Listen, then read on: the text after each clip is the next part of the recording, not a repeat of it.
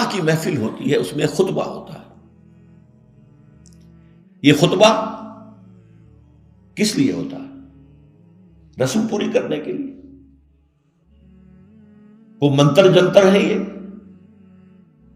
خطبے کا مقصد ہوتا ہے تلقین، نصیحت، وعظ، تعلیم. اس کو نوٹ کیجئے. اس زمانے میں نہ کالج، نہ اسکول، نہ مدرسے، نہ اخبار، نہ کتابیں، نہ رسالے، نہ آڈیو، نہ ویڈیو، نہ ٹی وی، نہ کچھ، نہ ریڈیو. تعلیم کا ایک ہی طریقہ تھا. جہاں بھی مسلمان جمع ہوتے تھے کسی خوشی کی تقریب یا غمی کی تقریب میں، وہاں حضور خطبہ دیتے تھے. ایک خطبہ جمعہ تو تھا ریگولر، خطبہ عیدین ریگولر. باقی جہاں مسلمان جمع ہو گئے ہیں خوشی کی تقریب میں یا کسی غمی کی تقریب میں، وہاں خطبہ دینا. یہ خطبے کا مقصد تعلیم، تلقین، وعظ، نصیحت. اب ظاہر بات ہے کہ یہ تعلیم اور تلقین اور نصیحت تو اس وقت کارگر ہو جب کہ وہ ہماری سمجھ میں آئے، ورنہ تو رسم رہ گئی رسم ازا روح بلالی نہ رہی، فلسفہ رہ گیا تلقین غزالی نہ رہی. تو رسم ہے. لیکن اس رسم کی جو کوتاہی ہے، اس کی کمی کو پورا کرنے کے لیے ہم نے کیا کیا؟ خطبہ جمعہ ہوتا ہے کہ نہیں؟ عربی میں ہوتا ہے. زبان یار من عربی ومن عربی نمیدانم. ہمیں کیا پتا کیا پڑھا جا رہا ہے، لیکن اس کی تلافی کرتے ہیں کہ اس سے پہلے کوئی وعظ، کوئی نصیحت، کوئی تقریر کرتے ہیں کہ نہیں کرتے. کیوں کرتے ہیں؟ تاکہ جو مقصد اصل خطبے کا تھا وہ خطبے سے حاصل نہیں ہو رہا ہے تو کم سے کم یہ ہے کہ اس کی تلافی کسی درجے میں ہو جائے. ما لا یدرک کلہ لا یترک کلہ. جو چیز بتمام و کمال حاصل نہ کی جائے بالکل چھوڑ بھی نہ دی جائے، کسی نہ کسی درجے میں اس کا کام داخل رکھنا چاہیے. لہذا ہم نے چھٹی چیز جو ہے وہ یہ کی کہ خطبہ نکاح کا ترجمہ اور مفہوم تھوڑا سا بیان کیا جائے. اور خطبہ آپ کو معلوم ہے خطیب کھڑے ہو کر دیتا ہے. یہ بیٹھ کے نہیں ایک کونے میں بیٹھے ہوئے ہیں اور بس ایسا پڑھ رہے ہیں جیسے کہ دولہا کو سنانا مقصود ہے اور دولہا کے فرشتوں کو بھی پتہ نہیں کیا پڑھا جا رہا ہے. اس کا تو کوئی فائدہ نہیں. یہ تو رسم ہے جو ہو رہی ہے. تو خطبے کے اندر ہم نے یہ چیز شامل کی. خطبہ پڑھا جائے وہی مسنون محمد رسول اللہ صلی اللہ علیہ وسلم، لیکن اس کے اندر جو آیات ہیں، احادیث ہیں، ان کا کوئی ترجمہ، کوئی وضاحت کر دی جائے. تو اب میں اس وقت وہ کام کر رہا ہوں اس نکاح کے لیے جو آج اس وقت یہاں ہونا ہے کہ خطبہ مسنونہ جو نکاح کا ہے وہ اب میں پڑھ رہا ہوں. الحمدللہ الحمدللہ نحمده ونستعینه ونستغفره ونؤمن به ونتوکل علیہ ونعوذ باللہ من شرور انفسنا ومن سیئات اعمالنا من يهده الله فلا مضل له ومن يضلله فلا هادي له ونشهد ان لا اله الا الله وحده لا شريك له ونشهد ان محمدا عبده ورسوله صلى الله عليه وسلم. اما بعد فاعوذ بالله من الشیطان الرجیم. بسم اللہ الرحمن الرحیم.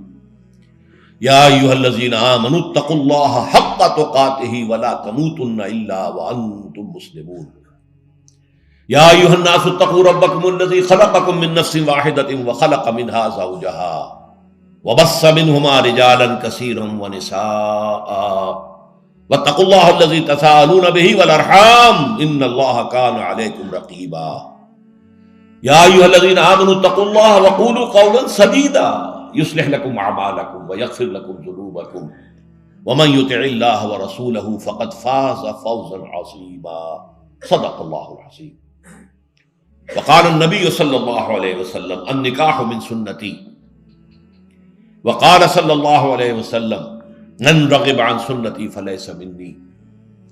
وقال صلى الله عليه وسلم اعلنوا هذا النکاح واجعلوه في المساجد او كما قال صلی اللہ علیہ وسلم.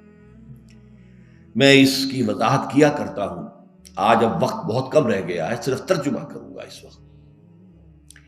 اس خطبے کے 3 حصے ہیں، 2 حصے مسنون ہیں، تیسرے کا اضافہ علماء نے کیا ہے. پہلا مسنون حصہ وہ ہے جو حضور ہر خطبے میں پڑھتے تھے. خطبہ جمعہ، خطبہ عید، کہیں لشکر بھیج رہے ہیں تو خطبہ دے رہے ہیں تو اس میں بھی، اور وہ در حقیقت ہمارے ایمان اور اسلام کا خلاصہ ہے کہ گویا کہ تجدید ایمان اور تجدید اسلام ہم کر رہے ہیں، جبکہ وہ خطبہ محفل میں پڑھا گیا۔ ترجمہ کیا ہے؟ کل حمد، کل ثنا اللہ کے لیے، ہم بھی اسی کی ثنا اور حمد کرتے ہیں، اسی سے مدد مانگتے ہیں، اسی سے اپنے گناہوں کی معافی چاہتے ہیں، اسی پر ہمارا یقین ہے، اسی پر ہمارا توکل ہے، اسی کی پناہ ہم طلب کرتے ہیں اپنے نفسوں کی شرارتوں سے اور اپنے اعمال کی برائیوں سے۔ جس کو وہ ہدایت دے دے اسے کوئی گمراہ نہیں کر سکتا۔ اللہم ربنا اجعلنا منہم، اللہ ہمیں ان میں شامل کرے۔ اور جس کی گمراہی پر اس کی مہر لگ جائے اسے کوئی ہدایت نہیں دے سکتا۔ ربنا لا تجعلنا منہم۔ اور ہم سب گواہ ہیں اس بات کے کہ اللہ کے سوا کوئی معبود نہیں، وہ تنہا ہے، اس کے ساتھ کوئی شریک نہیں۔ اور ہم سب گواہی دیتے ہیں کہ محمد صلی اللہ علیہ وسلم اس کے بندے اور رسول ہیں۔ یہ ہے ایمان اور اسلام کا خلاصہ۔ محفل میں پڑھا گیا سب کی طرف سے ایمان کی تازگی، تجدید، ایمان کی، ہم نے گویا کہ اسلام کی تجدید کر۔ اس کے بعد 4 آیتیں حضور نے چنی ہے، ایک سورہ آل عمران سے، ایک سورہ نساء سے، 2 سورہ احزاب سے۔ انتخاب ہے محمد کا صلی اللہ علیہ وسلم۔ اور بنیاد یہ معلوم ہوتی ہے کہ تقویٰ کی تلقین، اللہ سے ڈرو، اللہ سے ڈرو، تمہیں پیش ہونا ہے اس کے سامنے، اپنے ایک ایک عمل کا حساب دینا ہے، بدلہ مل کر رہے گا۔ اس کی تلقین، اس کی تلقین، تقویٰ ہی ہے در حقیقت کہ جو ہمیں درست رکھ سکتا ہے ہمارے اعمال کو۔ اگر یہ احساس ہے تو پھونک پھونک کر قدم رکھیں گے کہ کہیں کوئی غلط کام ہم سے نہ ہو جائے، اور تقویٰ ہی کی بنیاد پر خاندان کی تعمیر ہو۔ نکاح میں اس لیے یہ آیتیں لی گئی، جیسے سورہ توبہ میں فرمایا لَمَسْجِدٌ أُسِّسَ عَلَى التَّقْوَى مِنْ أَوَّلِ يَوْمٍ، وہ مسجد قباء جس کی پہلے دن سے تعمیر اور تاسیس تقویٰ پر ہوئی، اسی طرح جس نکاح کی تاسیس اور تعمیر تقویٰ پر ہو گئی۔ اب میں ترجمے صرف کر سکتا ہوں اس وقت، ورنہ یہ تو ایک ایک آیت جو ہے 1 گھنٹے کا بیان چاہتی ہے۔ اہل ایمان اللہ کا تقویٰ اختیار کرو جتنا کہ اس کے تقویٰ کا حق ہے، اور دیکھنا موت نہ آنے پائے مگر فرما برداری کی حالت میں، کوئی لمحہ نافرمانی میں نہ گزرے مبادا اسی لمحے موت کا ظالم پنجہ آ کر تمہیں دبوچ لے۔ دوسری آیت، اے لوگو اپنے اس رب کا تقویٰ اختیار کرو جس نے تمہیں ایک جان سے بنایا، اسی سے اس کا جوڑا بنایا، آدم اور حوا، اور ان دونوں سے کثیر تعداد میں مردوں اور عورتوں کو زمین میں پھیلا دیا۔ دیکھیے کس قدر مناسبت ہے، آج پھر آدم کا ایک بیٹا، حوا کی ایک بیٹی اسی رشتے میں منسلک ہو رہے ہیں، ان سے بھی آگے نسل چلے گی۔ آج جو 6 بلین ہیومن بینگز ہیں، مین اینڈ ویمن، وہ کون ہیں؟ سب آدم اور حوا کی اولاد ہے کہ نہیں؟ لیکن دوبارہ فرمایا واتقوا اللہ، دیکھو دوبارہ سن لو، اللہ کا تقویٰ اختیار کرو، الذی تساءلون بہ، جس کا کہ تم ایک دوسرے کو واسطہ دیتے ہو۔ فقیر بھی مانگتا ہے تو اللہ کے نام پر، کہیں جھگڑے نہ چک رہے ہوں کسی طریقے سے، تو آخر میں واسطہ دے، اللہ کا واسطہ بھائی، اللہ کا نام مانو، ٹھیک کرو معاملے، جس کا واسطہ دینا ہے اس کے حکم پر عمل بھی تو کرو۔ والارحام، رحمی رشتوں کا لحاظ رکھو، قطع رحمی نہ ہو، صلہ رحمی ہونی چاہیے۔ اللہ تعالیٰ تم پر نگران ہے، تمہارے ایک ایک عمل کو دیکھ رہا ہے۔ 2 آیتیں سورہ احزاب کی۔ اہل ایمان اللہ کا تقویٰ اختیار کرو، اور زبان سے وہی بات نکالو جو درست و سیدھی ہو۔ یہ بھی زبان کا تقویٰ ہو گیا نا، پہلے بولو، پہلے تولو پھر بولو، ایک ایک حرف کی جواب دہی کرنی ہوگی اللہ کے ہاں۔ تم نے یہ بات کہہ دی تھی، dad you have the right to say it, حق تھا تمہارا،